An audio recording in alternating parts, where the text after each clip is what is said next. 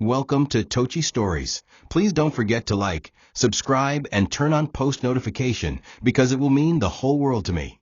Now let's get right into the story. Brace yourself. The night air was thick with sweat, perfume, and the scent of expensive champagne.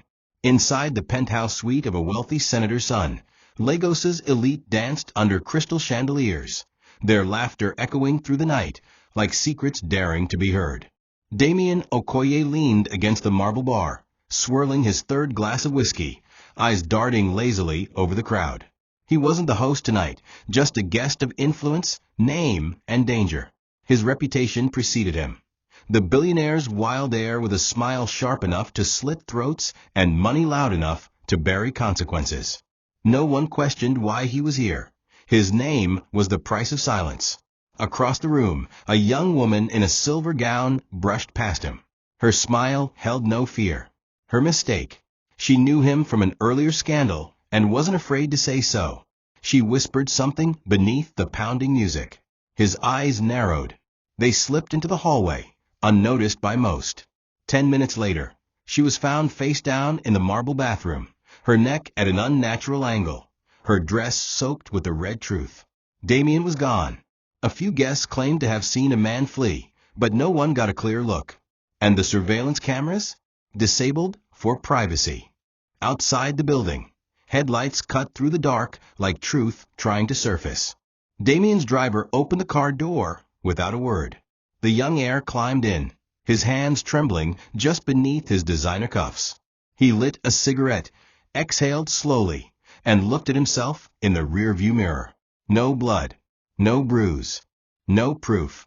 He forced a grin. Clean as always, he muttered, more to himself than the driver. Inside the suite, chaos erupted. The host screamed at the guards. Phones rang. Lawyers were summoned before police. No one said Damien's name, but everyone thought it. And still, the room chattered, drank, danced, because when you're rich in Lagos, even murder can wear a tuxedo. Meanwhile, the police, eager to close a scandal before it stained the powerful, went into motion. A description had been given, vague but convincing. Male, mid-20s, dark skin, slim. The sketch barely scratched accuracy, but someone wanted results. Patrol cars, spread out like wolves searching for the wrong scent. Somewhere across town, unaware his life was about to end, Daniel Uma was walking home from his shift at a banquet hall. His hands were sore, his shirt stained with wine, and his mind clouded with worry over his mother's rising fever. The moment the sirens blared and the floodlights struck his back, Daniel froze. On the ground they screamed. He didn't run. He didn't understand. By the time the first baton struck his ribs, the lie had already begun. Daniel's screams echoed off the station walls, but no one flinched. Blood trickled from the corner of his mouth, mixing with the sweat on his brow as the officer slammed his head against the table again. "Confess," the inspector barked. "You were there. We have witnesses. You killed her." Daniel could barely see through the haze, his voice a dry croak. "I don't know her. I don't even know what you're talking about." That only earned him another slap. One officer murmured to another, "They say he looks like the billionaire's son, but he's wearing cheap shoes." Laughter followed. In their minds, they already had their man, wrong face or not. Truth was slower than pressure, slower than politics, and much slower than a beating under a broken bulb. At home, Mama Igioma waited for Daniel. Her frail fingers clutched her wrapper tighter with each passing hour. She coughed, wheezed, then checked the clock again. He was never late. Not like this. Not without calling. Her body ached, but her worries screamed louder. A neighbor finally rushed in, breathless. "Mama Daniel." They took him. The police, at midnight. They said he killed someone. The old woman collapsed. Her heart couldn't comprehend. Her Daniel? Who fetched water for her with a smile? Who prayed beside her before every meal? No, it had to be a mistake. But the streets were already whispering. And whispers become judgments in poor neighborhoods faster than facts. In a sterile, overlit cell, Daniel lay on the floor, trembling. He wasn't just imprisoned, he was erased. No lawyer, no phone call, no explanation.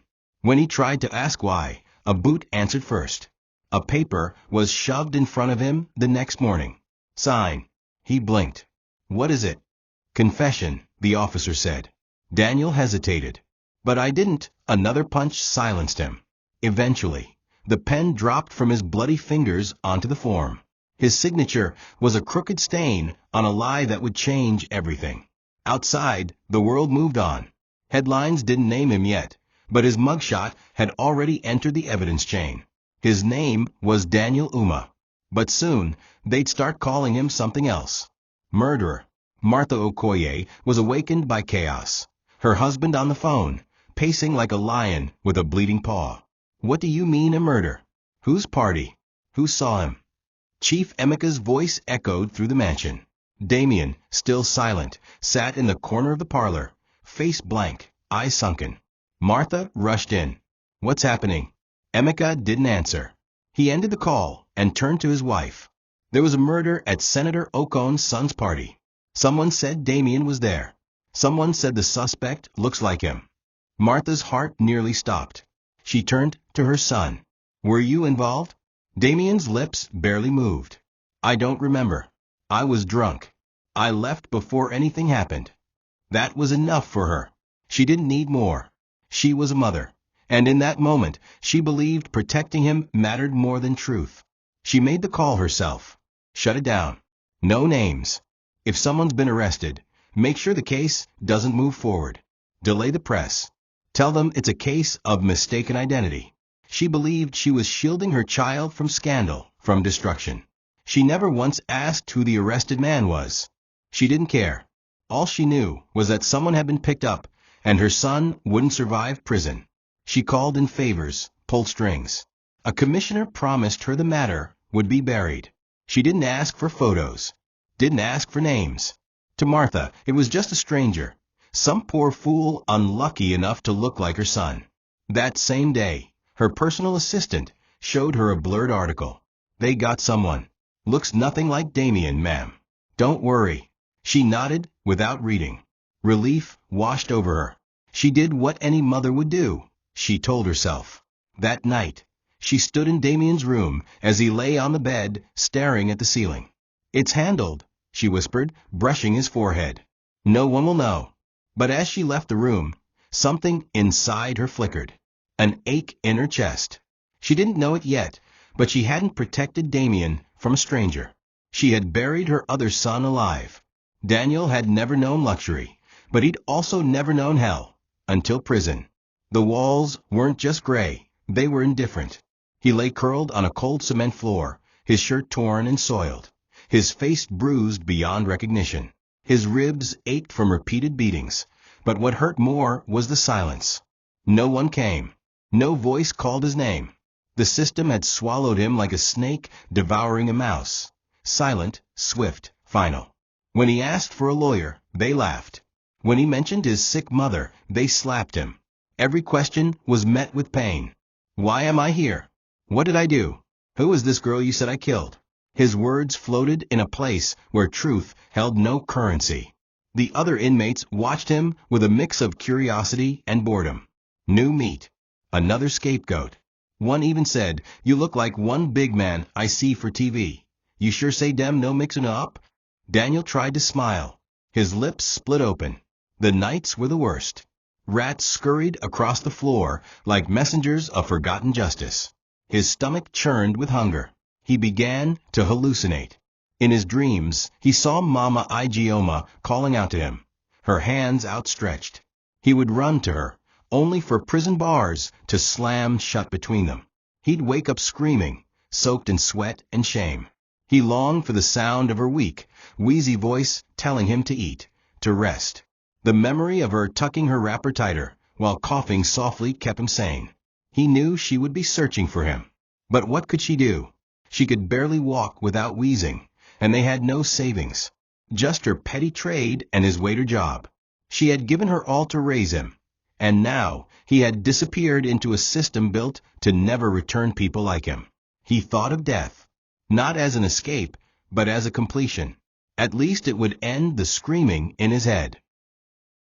One day, a man in a pressed black shirt and a crooked smile came to his cell. You're being charged. No bail. Murder. He dropped a paper on the ground. Daniel bent slowly, every bone in his body crying out, and picked it up. His name was there. Murder of Chica Ease, age 24. He blinked. Who is Chica? He asked, his voice shaking. Don't play smart, the man snapped. She was found in the bathroom. You ran. Daniel's mouth dropped open. I was walking home. I've never been to that kind of party, the officer shrugged. Your face fits. And someone wants it shut fast. That was the moment Daniel knew. This wasn't about guilt or innocence. It was about power. And he had none. Amara and Wrongful had covered political crises, flood disasters, and school collapses. But something about Daniel's case unsettled her deeply. She first saw his image in a blurry courtroom snapshot, tucked beneath a headline that screamed "Killer nabbed at midnight." But it wasn't the headline that got her. It was the boy's eyes. They were too innocent. Too wrong. That wasn't the face of a killer. She enlarged the image and gasped. She had seen that face before. Not in the news. Not in court. At a charity gala. Standing beside Senator Okoy. That face belonged to Damien Okoye. But this couldn't be Damien. The suit was gone. The posture different. This boy was in chains. But the resemblance unmistakable. Her fingers began typing. Damien Okoye murder party, resemblance, timeline. The deeper she dug, the messier it got. Daniel had been arrested hours after the party ended, miles away from the scene. But all witness statements conveniently described him vaguely. Mid-20s. Slim. Dark-skinned. One said he looked expensive. Another said he had blood on him. None had proof. Amara requested the full charge sheet. Her editor was hesitant. Leave this alone. It's a done deal. No one cares about some street boy. But she didn't let go. She visited Daniel's neighborhood and spoke to people. They described a kind, quiet boy. Always on time. Took care of his mother. She found Mama Igioma's door closed, locked, and quiet. A neighbor told her the old woman had collapsed the day Daniel was taken. She was in and out of the clinic now, unable to afford proper care. That struck a chord in Amara. It wasn't just a case anymore. It was a life unraveling at both ends. A boy rotting in prison. A mother dying of grief. And at the center of it all, a silence too convenient to be coincidence. She knew how Lagos worked. Power protected power. Money buried bodies. But now, curiosity had turned into duty. And she couldn't look away. She tracked down photos of Damien at the party. He was there, undeniably. The same party where Chica Ease died. But his name never appeared in any statement. It was like the system had deliberately danced around him. Amara stared at the two faces, Daniel's broken, Damien's polished. They're not just lookalikes, she whispered to herself. They're twins. Or worse, brothers. She took a screenshot, saved it, and sent a message to a lab contact she once trusted during a pharmaceutical scandal. Can you run a DNA test? I'll find the samples. I think I've just stumbled on the case of the year. But even as she sent the message, her phone buzzed. An unknown number. Stay out of this, Amara, the voice hissed. Or you'll be next. Her hands trembled. The game had begun. The courtroom buzzed with soft murmurs as Daniel was escorted in. His eyes were hollow, his frame thinner than ever. His shirt hung loosely on his bones, and his lips were cracked from dehydration. But it was his eyes that held Amara. She sat quietly in the back, watching through her camera lens. Click. One shot. Then another. Each picture felt like a piece of a puzzle forming before her. She zoomed in. That jawline, the curve of the cheek, the slant of the nose. Carbon copy of Damien Okoye. She pulled out an old photo of Damien standing beside his father at a press event and placed it side by side on her tablet. Identical. She leaned back in her chair. This was no coincidence. She was certain now. They were either twins, or someone had lied for far too long. As Daniel stood, trying to form words in front of the magistrate, Amara saw how lost he was. His voice cracked as he tried to plead not guilty. But even his lawyer looked bored. The prosecution read out charges with mechanical ease. They weren't trying to prove anything. The system had already chosen its criminal. The real question was, who chose him? Amara stepped out before the hearing ended. She didn't need more evidence. She needed action. Her next step was dangerous, breaking the chain of silence that surrounded the Okoy name. She reached out to a contact who once served drinks at the gala. I saw them, the girl said. 2 of them. One rich, one poor. Thought I was drunk. That was enough. She returned to her office that evening and printed the clearest image she had of Daniel in court. Then she laid it beside every public image of Damien she could find. She pinned them on the wall. The resemblance was disturbing. But if she could find a connection, birth record, hospital file, anything, it would be the story of the decade. She called her lab contact again. I'm sending you something soon. This could change everything. But before she hung up, she looked out her office window. A black car was parked across the street. No movement. No lights. Her instinct screamed. She was being watched. And whoever was behind it had already decided she knew too much. Amara knew the moment she stepped out of the courthouse that she was being watched. It wasn't paranoia, it was pattern. The same black car with tinted windows that had been parked across her office now appeared 2 blocks from her flat. Once at the grocery store. Once more outside the media house where she worked. She kept walking like nothing was wrong, but her heart raced with each step. At first, she told herself it was coincidence. But when she found her apartment door slightly open one night, with nothing stolen but her laptop, her worst fears were confirmed. This wasn't just a cover-up. It was an erasure mission. Someone didn't want the truth to live, and that someone had money, reach, and ruthlessness. Her editor called her the next day, face grave. Amara, I'm pulling you off the Daniel Uma story, he said, without preamble. Orders from upstairs. We're being threatened. Sponsors are backing out. Politicians are calling. Just let it go. Her chest tightened. This is the most important thing I've worked on, she protested. That boy is innocent. He lowered his eyes. So are you. Stay that way. Drop it. But she couldn't. Not when Daniel's eyes still haunted her from the courtroom. Not when Mama Igioma was reportedly now in a church-run clinic, barely able to speak. Not when every instinct in her soul screamed that this was no ordinary miscarriage of justice. It was a surgical operation to bury a name. That evening, she found her car tires slashed.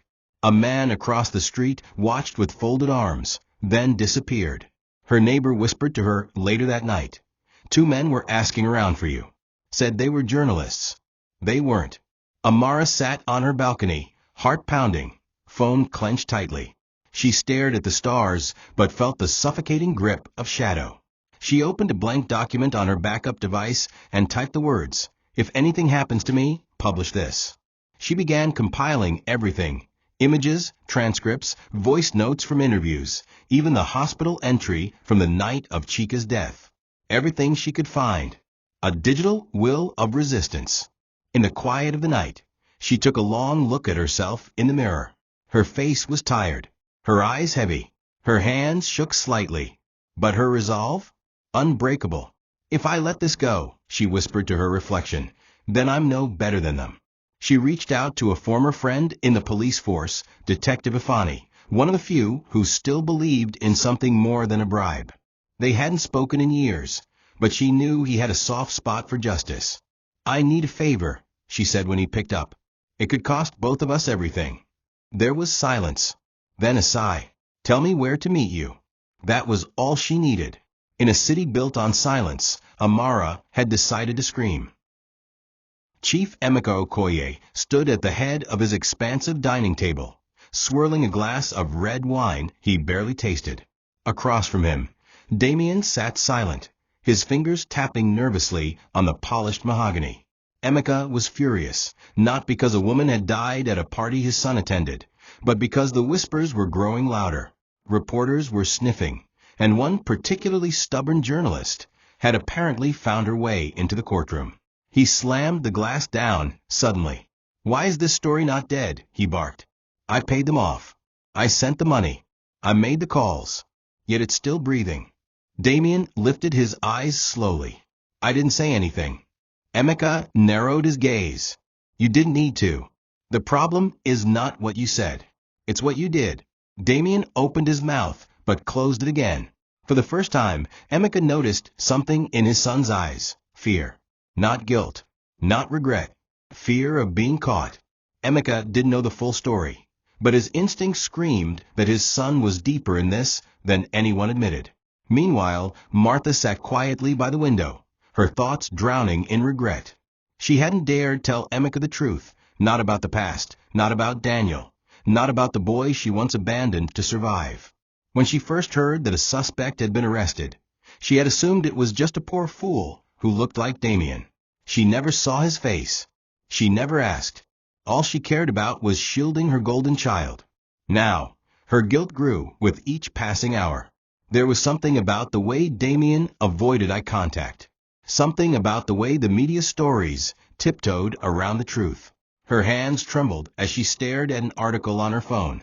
Who is Daniel Uma? A name so simple, yet something inside her clenched. That name. It stirred memories, memories she had locked away in silence. The name of the midwife who took her other son. The dirt road. The single suitcase. The trembling lips. He won't remember me anyway, she had told herself back then. He's better off away from this life. Emeka's phone rang. It was the family lawyer. We've hit a snag, the voice said. The journalist Amara, she's digging. Hard. She has something. A photo. Maybe more. And Detective Ifani has reopened parts of the evidence file. He's moving without permission. Emeka clenched his fist. Buy them both off. Or destroy them. I don't care which. The line went dead. Emeka turned to Damien. If this explodes, I won't just lose you. I'll lose everything I built. You better pray your mother didn't leave any loose threads behind. But Martha had. And the biggest one was sitting in a prison cell, waiting for a death he didn't deserve. Amara arrived at the village clinic just after sunrise, a scarf wrapped tightly around her head, glasses masking her face. The building was modest, peeling walls, rusted doors, the scent of disinfectant mixing with dust. But within these worn corridors lived the past. She stepped inside and asked for the delivery logs from 27 years ago. The young nurse looked at her suspiciously, but, after a subtle tip and a pleading look, directed her to an old cupboard in the back. The books were aged, fragile, the ink fading, but Amara's fingers moved with urgency. She flipped page after page, searching for a name, any clue. Then, near the end of a brown ledger, she found it. Martha and Nkem Okoro, twin mail delivery, 6:42 a.m., status, 1 child discharged, 1 placed in care. Amara froze. Her heart pounded. 1 child discharged, 1 placed in care. The writing was rushed, smudged, but clear. Martha had given birth to twins, but only one left with her. Tears filled Amara's eyes. She wasn't just chasing resemblance. This was real. This was truth. She pulled out her phone and snapped pictures.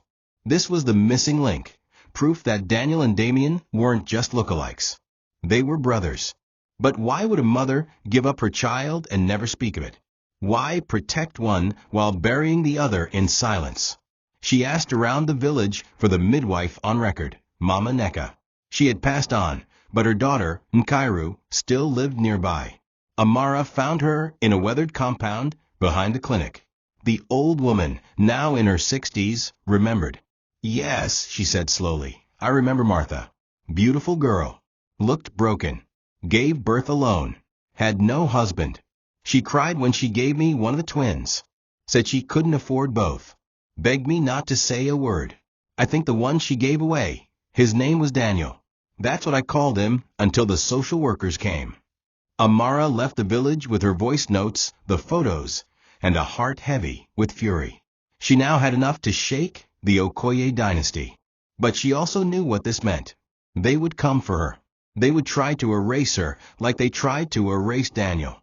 On the bus ride back, she opened her laptop and began compiling everything into one encrypted file, the brothers' case, full evidence. She backed it up in the cloud, shared it with a trusted ally, and sent an anonymous copy to Ifani. Her phone buzzed again, another threat. We warned you. Turn back or we'll make sure you disappear like your files." But Amara wasn't turning back. Not now. The trail was lit, and it led straight to truth. Amara had never been more afraid in her career, but never more certain either. She now had the proof that Damien and Daniel were not just two lookalikes caught in the web of coincidence. They were blood, born of the same woman, split at birth. One raised to reign, the other discarded to survive. But if she was going to shake the Okoy name and crack open the rotting core of this cover-up, she needed more than handwritten logs from a rural clinic. She needed science. She needed DNA. The problem was, she couldn't just walk into a lab and submit samples. She was being watched. Her last laptop was stolen, and someone had slashed her tires and hacked her email. But she had one backup, Dr. Sola, a quiet pathologist who owed her a favor from years ago, when she exposed a corrupt hospital syndicate that nearly ended his career. "This is personal," she told him when they met in a small cafe, phones left in her car. "I need to run a DNA test. Secretly, between two brothers. They don't know they're related. One is in prison for something the other did." Dr. Sola raised an eyebrow but nodded. "Get me samples. No names, just labels." Getting Daniel's DNA was difficult but not impossible. Through a sympathetic prison nurse Amara had interviewed in a past story, she secured access to Daniel's worn-out shirt, sweat-stained, frayed at the collar, and still marked with his name in faded ink. It was enough. She placed it in a sealed bio bag and labeled it Subject A. But Damien? That was a greater risk. She needed something that wouldn't raise suspicion. She had followed his social schedule through the tabloids and found out he would be attending a charity art auction at an upscale hotel, smiling for cameras like he hadn't shattered someone's life with silence. She posed as media and entered the event wearing a wig and tinted glasses. She waited near the bar, where he took a glass of champagne. As soon as he left it half drunk on a tray, she casually followed the waiter clearing the table and retrieved the glass before it was cleaned. Later that night, in her car parked on an abandoned street, she sealed the rim swab from the glass and labeled it Subject B. She delivered both samples to Dr. Sola the next day. His expression didn't change, but his eyes flickered with caution. "This test, if it says what you think it will say, what then?" Amara's voice trembled slightly. "Then the world has to know that an innocent man is dying for a crime his twin brother committed, and a mother is hiding the greatest betrayal of her life." Sola promised results in 3 days. Amara drove home that night with her heart clutched tightly in her chest. She kept checking her rear-view mirror. No cars followed. No lights blinked. But her paranoia grew. She emailed an encrypted version of everything she had so far to Detective Afani, her only remaining ally. "If I disappear," she typed, "release this." She signed it and hit send. Then she leaned back in the driver's seat and whispered, "Let the truth find its way." Amara barely slept the next 3 days. She kept her curtains closed, phone on silent, and a taser tucked under her pillow. Every knock on her door made her pulse spike. She tried to focus on writing a piece about corruption in the oil sector, something unrelated to the Okoyes, but her mind kept returning to Daniel. She replayed the last look on his face in court, hopelessness. His trial was approaching fast, and the world was moving on. No new stories. No outrage. No press coverage. The news had quietly tucked it under other headlines. A poor man wrongly arrested wasn't news in Nigeria. But a rich man exposed? That would be war. On the third morning, her phone buzzed. It was Dr. Sola. The message was simple. "Come now. Results are ready." She raced across the city with her scarf pulled low and hoodie tight. When she got to the lab, Sola didn't smile. He led her into his office and handed her a sealed envelope. She opened it, her hands shaking. 99.99% DNA match, monozygotic identical twins. The paper slipped from her fingers. She had known, but knowing was different from seeing it on black and white. This wasn't speculation anymore. Damien and Daniel weren't just similar. They were twins. Two halves of a truth one woman had tried to bury. Two lives tied together by blood, but split by betrayal. "This changes everything," she whispered. It also changes your safety, Sola added grimly. Be careful, Amara. If they find out you have this. His words were interrupted by a loud crash.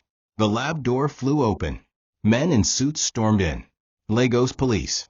Hands in the air. Amara backed up. What is this? What's going on? The officer leading the charge barked, You're in possession of stolen private medical data. Hand it over now. Amara's eyes widened. They had found out. Somehow they knew. She clutched the results to her chest. This is a lie, she screamed. I have rights. I'm a journalist. They didn't care. One of them lunged forward. Another grabbed Sola. The folder was ripped from her hands. Hours later, Amara sat in a small interrogation room with a single bulb flickering overhead. No charges. No lawyer. No explanation. Just silence. Then a tall, dark-suited man entered and sat across from her. He spoke softly. You were warned. You should have walked away. Amara's eyes were defiant. You're burying an innocent man to protect your empire.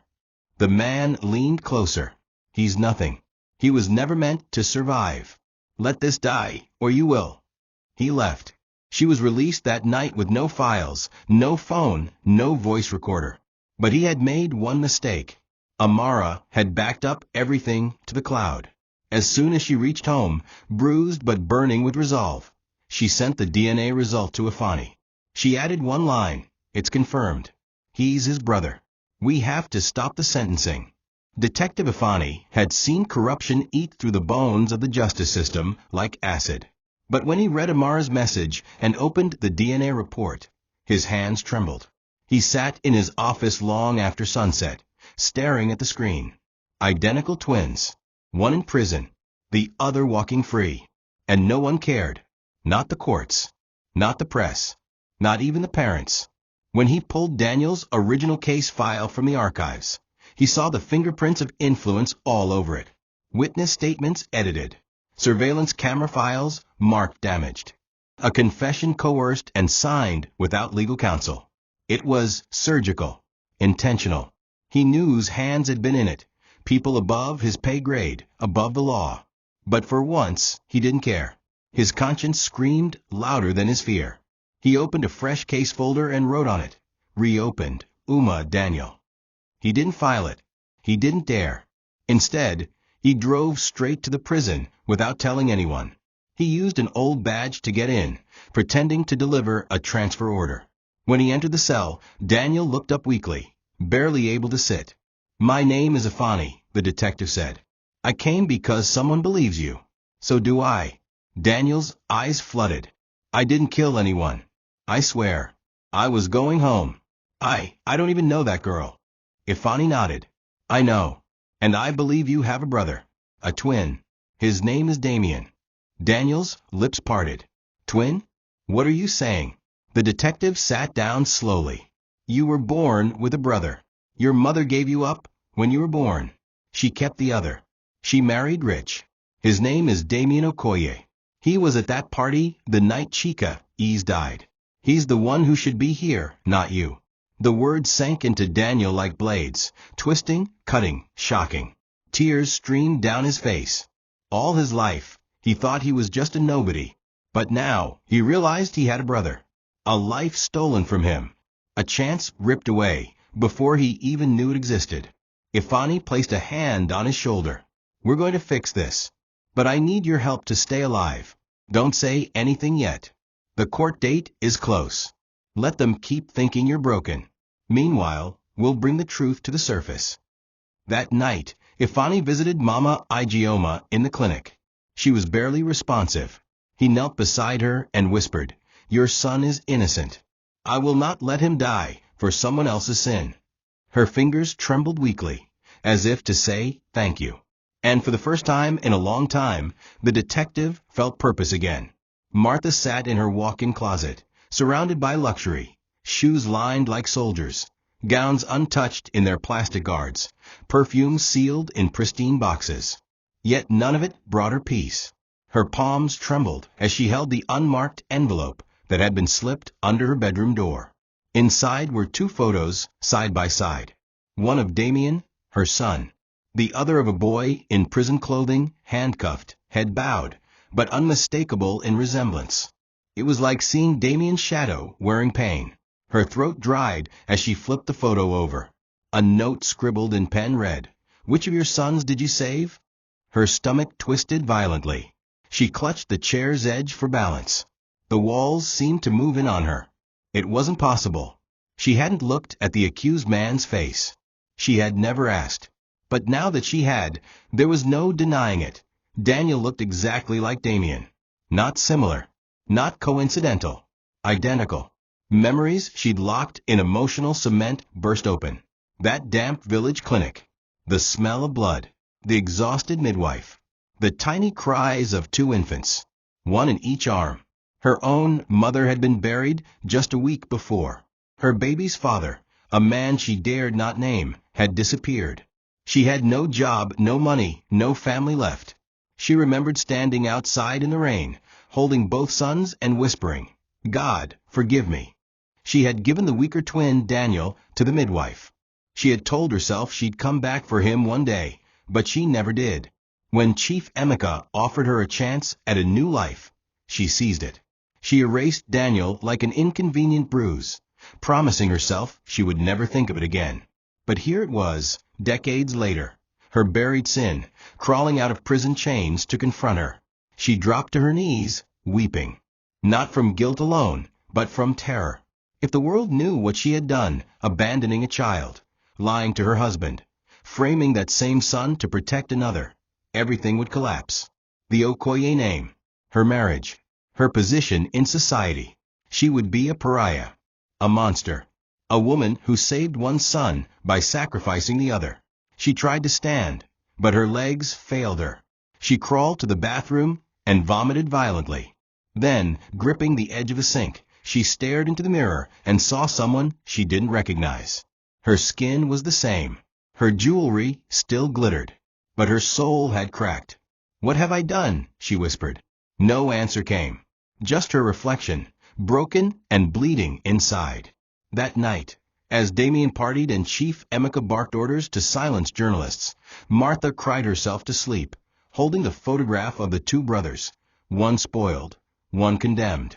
For the first time in her life, she realized that love without justice is just favoritism wearing diamonds.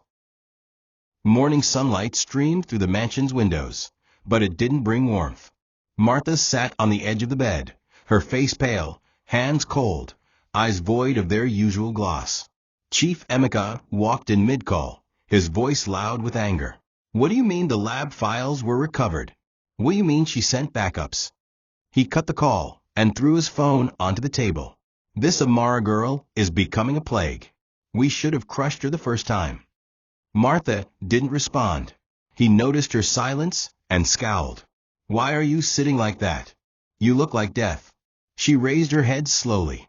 "Because I buried life," she said, her voice shaking. Emeka frowned. "What are you talking about?" Martha stood and walked toward him, each step a struggle.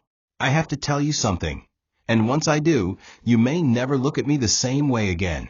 She told him everything. The twins. The poverty. The abandonment. The lie that built their empire.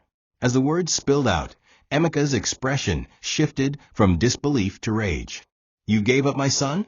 You lied to me about being childless." She nodded, tears spilling freely now. "I thought I'd go back for him. But then you proposed. I wanted a better life. I was afraid you'd reject me if you knew I came with baggage. So I took the chance and left Daniel behind." Emeka paced the room like a caged lion. "And now, the one you left is in prison for something Damien did. Do you realize what this means?" She cried harder. "He's our son too. I didn't know it was him. I thought I was protecting Damien from a stranger." Emeka slammed his fist into the wall, splintering wood. "You ruined us, Martha. You destroyed our name." The rest of the day passed in silence between them. Emeka refused to eat. Damien, unaware of the storm, lounged by the pool, sipping wine and scrolling through social media. Martha watched him from a distance and felt a mixture of shame and sadness. How had she failed both her sons so completely? One was arrogant, careless, and ungrateful. the other abandoned, innocent, and imprisoned. That night, she visited Damien's room and stood over him as he slept. She studied his face. The face Daniel shared. She touched his cheek softly. "I tried to protect you," she whispered. "But maybe I protected the wrong son." She left the room quietly, her decision made. The next time they called Daniel's name in court, she would stand. The truth had already cost her everything: her marriage, her peace, her legacy. But if she could save Daniel, perhaps she could reclaim her soul. In a tiny church-run clinic tucked between two markets, Mama Igioma lay under a frayed mosquito net, her chest rising slowly, each breath a mountain. Her body was failing her, worn down not just by illness, but by grief, fear, and helplessness. The news of Daniel's arrest had shattered something deep in her spirit. For days she had fought, using what little strength she had to pray, to beg the nurses to check on him, to write a letter the guards never delivered. But now she had nothing left but breath and memory. A young nurse entered the room and gently dabbed her forehead with a wet cloth. "Daniel is alive," she whispered softly. "A journalist is fighting for him. She came to see you, remember?" The old woman's lips trembled. She remembered. The girl with fire in her eyes. The one who asked about Daniel's favorite food. "Jollof rice," she had said, smiling faintly. "With goat meat if he ever made enough to buy some." Her voice had cracked then, and it cracked now as her frail fingers reached for a picture by the bedside. A faded image of Daniel at age 7, holding a school bag bigger than his torso. Detective Ifani entered quietly, nodding to the nurse. He had come again, keeping his promise. He sat beside her and took her hand in both of his. "He'll be free, Mama. I swear it. He didn't do this, and I'm going to make sure the world knows." Tears welled in her tired eyes. "He's a good boy," she whispered. "Never fought anyone. Never even raised his voice. Why would they do this to him?" Ifani swallowed hard. "Because he looks like the wrong person. Because someone powerful decided his life was disposable." Her hand tightened weakly around his. "Then make them pay. Not just for him, but for every mother like me." Her voice faded to a whisper. "Promise me, he'll see the sky again." He nodded solemnly. "I promise." She smiled gently. "Tell him, I'm proud, that I always knew he was meant for more." Her breath slowed. Her eyes closed. And just like that, Mama Igioma joined the many forgotten women who sacrificed everything, only to be remembered in quiet corners. Word of her passing spread fast through the prison. A guard who had once mocked Daniel now stood beside his cell and said nothing, just lit a small torn note under the door. "She's gone. She loved you till the end." Daniel fell to the floor and wailed like a wounded child. There was no one left. No voice to call him home. No lap to rest his head. The sound echoed through the corridor, stopping even the hardest inmates. That night he didn't sleep. He stared at the ceiling, lips cracked, eyes swollen. He had nothing left but breath, and the hope that someone somewhere was still fighting for him. The courtroom that day was unnervingly silent, almost reverent, like a chapel awaiting the toll of its final bell. Daniel stood, thin and visibly worn, at the defendant's bench. His prison uniform hung loosely on him, his wrists trembling slightly in the cuffs that now felt like an extension of his body. A new public defender sat beside him, barely invested, barely prepared. The judge arrived, robes billowing like a curtain of judgment, face expressionless. The prosecution repeated the same tired argument. A man resembling a certain party guest was seen leaving the crime scene, and Daniel, arrested hours later, matched that vague description. Witnesses weren't present. CCTV footage was corrupted, and the timeline? Irregular at best. But no one cared. In the absence of noise, the system had learned to accept silence as truth. Daniel said nothing as his name was spoken like a curse, as if each repetition hammered guilt deeper into his identity. Seated behind the prosecution was Martha Okoye, dressed in black, her fingers clutched tightly around a handkerchief she hadn't used. She hadn't slept, hadn't eaten. Emeka had refused to come, saying he'd protect what was left of the family name from afar. Damien, too, was missing. He was said to be traveling, perhaps to escape, perhaps to deny. But Martha couldn't run anymore. With every word the prosecutor uttered, she saw Daniel's face flicker between memory and present.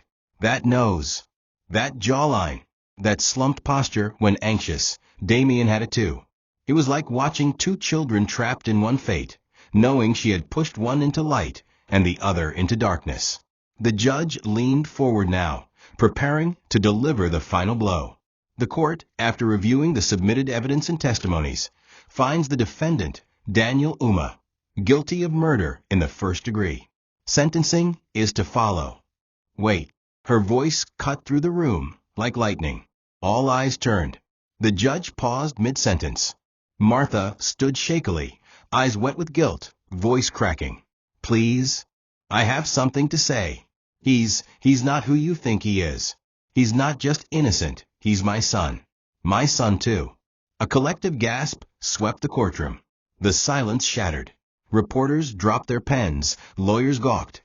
The judge raised an eyebrow, and Daniel blinked in disbelief. I abandoned him 27 years ago, Martha continued. I gave birth to twins. I kept one and left the other behind. I thought I could hide it. But I was wrong. This young man you're sentencing, he's not a killer.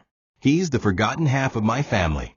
The one I left to rot, while I raised the other in privilege. And the irony is it wasn't the forgotten one who did the killing. Her sobs echoed off the walls. It was Damien, my other son. This is my fault. All of it. For a few seconds after Martha's confession, the courtroom stood paralyzed. Then the murmurs began, first low and cautious, then erupting like a flood. The judge pounded the gavel, demanding silence. But the room had transformed into a theater of chaos. Reporters scrambled for sound bites, court officers whispered into radios, and the prosecution looked utterly shaken. The public defender stared at Martha like she was a ghost. Daniel couldn't breathe. His vision blurred. His heartbeat pounded in his ears as her words replayed. He's my son too. It didn't make sense. It made too much sense. All this time, the woman who had helped orchestrate his downfall, who had pulled the strings behind the scenes, was his mother? His real mother? The woman who could have saved him earlier, could have visited, could have asked his name, could have stopped all of this, but chose not to. He wanted to scream, but no words came. Only tears. Detective Ifani rose from his seat and handed the court clerk the folder Amara had assembled. DNA results, birth records, photos, even a recording from the midwife's daughter. The evidence was overwhelming. The judge reviewed the material silently, flipping page after page with increasing disbelief. Then came the voice recording, Amara's backup audio. In it, the maid from Martha's former village confessed. Madam born to Pekin. Once she carry go, once she leave. She say she go come back. But she never come. That was the final nail. The courtroom settled again, but the tension was electric. The judge leaned forward, removing his glasses. This court finds that substantial new evidence has emerged, not only proving the innocence of the defendant, but also revealing a disturbing conspiracy of silence, deception, and abuse of power. Before he could speak further, the back doors burst open. Police officers strode in with a warrant. We have reason to believe that Mr. Damien Okoy is the true suspect in the murder of Chika. The court allowed it. A ripple of approval moved through the crowd. Outside, the news was already spreading like wildfire. Mother confesses to secret twin as innocent son nearly sentenced to life. Daniel collapsed to the floor, not from weakness, but from the weight of truth finally being spoken aloud. A hand reached for him. It was Amara. Her eyes were brimming with tears. You're free, she whispered. You're going home. But Daniel couldn't respond. His whole life had just been rewritten, and in the ink of a mother's regret. 3 days later, Damien was arrested at a private beach house in Badagry. He had been drinking, unaware that his mother's courtroom confession had gone viral. He cursed as they dragged him out, denying everything. But the evidence was now undeniable. Witnesses came forward, emboldened by the media storm. One of the waiters at the party admitted he saw Damien with Chika minutes before she died. Another confessed to being paid to misidentify Daniel. With the DNA test out in the public and Detective Ifani pushing for full prosecution, the case flipped like a coin, finally landing on truth. Damien was charged with murder, tampering with justice, and conspiracy to obstruct due process. The Okoy family's legal team moved quickly, attempting to bargain. Chief Emeka, humiliated and now fully aware of the twins' shared origin, stood quietly in court as the pleas were read. The prosecution initially pursued a life sentence, given the gravity of the cover-up and attempted frame-up. But with Chief Emeka's influence still looming and political deals made quietly behind chambers, the court allowed a compromise: 30 years imprisonment with no chance of early parole. Emeka pleaded directly to the judge, citing the family's willingness to offer public restitution and a scholarship foundation in Chika's name. The judge's words were sharp. Money may clean names, but it cannot cleanse blood. Let this be a message to every powerful hand that tries to strangle truth. Damien, still arrogant in chains, looked over at Daniel as he was led away. "You took my life," he muttered bitterly. Daniel didn't respond. He just stared, hollow and distant. There was nothing left to say. After the trial, Chief Emeka approached Daniel privately.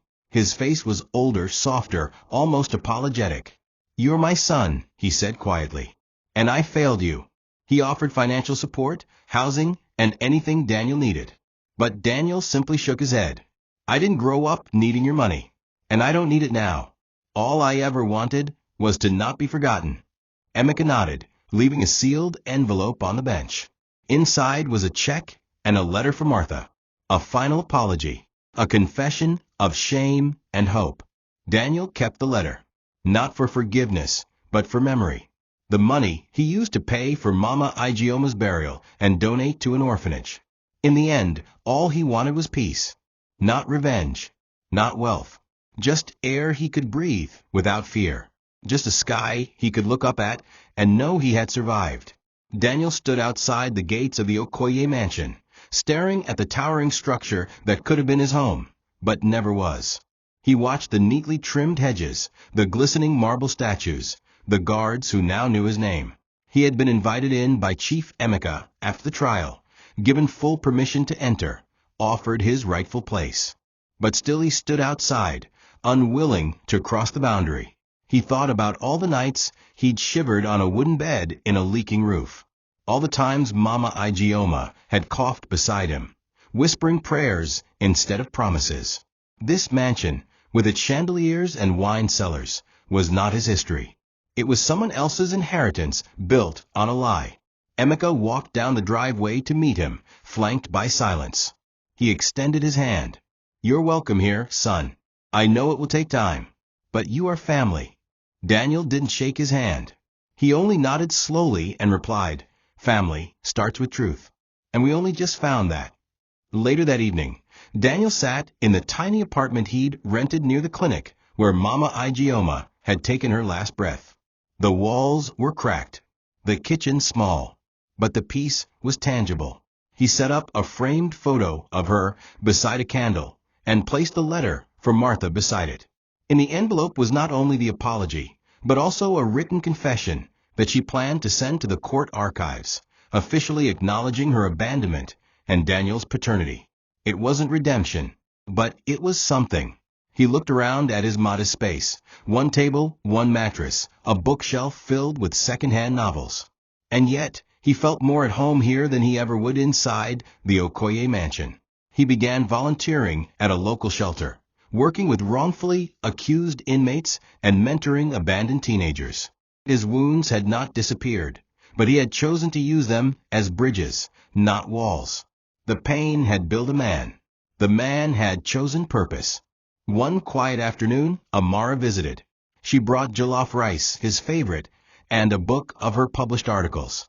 One of them bore the title, "The Trial That Truth Resurrected." He smiled as she handed him a copy. "You made the world listen," he said. She smiled. "You gave them a reason, too." They sat for hours, talking about everything and nothing. How silence had nearly killed him, how the truth had nearly killed her, how the system had failed them both, but somehow, in the fire, they had found each other. She reached out and held his hand, not in pity, but in solidarity. They weren't defined by tragedy anymore. They were survivors. As the candle beside Mama Igioma's photo flickered gently, Daniel whispered, "We made it, Mama. I didn't forget you. I never will." Damien Okoye's prison cell was nothing like the mansion he once paraded through. The walls were cracked, the stench unbearable, and the other inmates treated him not with fear, but with cold indifference. Power had no currency here. Privilege was stripped at the gate. His once manicured hands now bore scars from fights and cleaning duty. He hated the silence most, because in silence, memories screamed the loudest. At night, he would lie on the steel bed and whisper, "He stole my life." But even he knew it was a lie. Daniel hadn't stolen anything. Damien had thrown it all away, the girl's life, his own freedom, and the dignity of the twin brother he never acknowledged. Rumors had started in the prison yard. Some inmates called him the killer who blamed his blood. No one respected him anymore, not even himself. Back in the city, the world moved on. The Okoye name was still whispered, but not in reverence, in scandal. Emeka withdrew from politics and philanthropy, now focusing on repairing the wreckage in his family. He sent anonymous donations to the orphanage Daniel supported. Martha, meanwhile, lived in voluntary exile at a quiet retreat house in the East, tending to widows and orphans. She wrote to Daniel once a month. He read every letter. He replied to none. Some wounds weren't meant for correspondence. In time, the truth found its rhythm in society. The media lost interest. The hashtags faded. But Daniel remained visible, not as a victim, but as a voice. He gave talks in universities, helped free others through legal aid groups. Each time someone asked what kept him going, he would smile and say, "Knowing I was born into darkness, but still chose light." The final scene came on a warm Sunday morning. Daniel stood beneath a tree at Mama Igioma's grave. The wind brushed gently through the branches, the sky a perfect blue. He wore a plain white shirt and held a bouquet of purple lilies, her favorite. He knelt slowly, placed the flowers down, and touched the gravestone that bore her name. "I have a home now, Mama," he said softly, "not made of bricks or money, but of truth, and people who see me." He took a deep breath and closed his eyes. Behind him, Amara stood quietly, hands folded. They didn't speak. They didn't need to. The silence was no longer a threat. It was sacred. It was peace. And as Daniel rose and walked away from the grave, he didn't look back. He didn't need to. Some journeys aren't measured by miles, but by the courage it takes to live them. And he had lived his, scarred but undefeated. Thank you for watching this video. What did you learn from this story? Drop it in the comments. Please make sure you like, comment, and subscribe to my YouTube channel TOCHI Stories for more.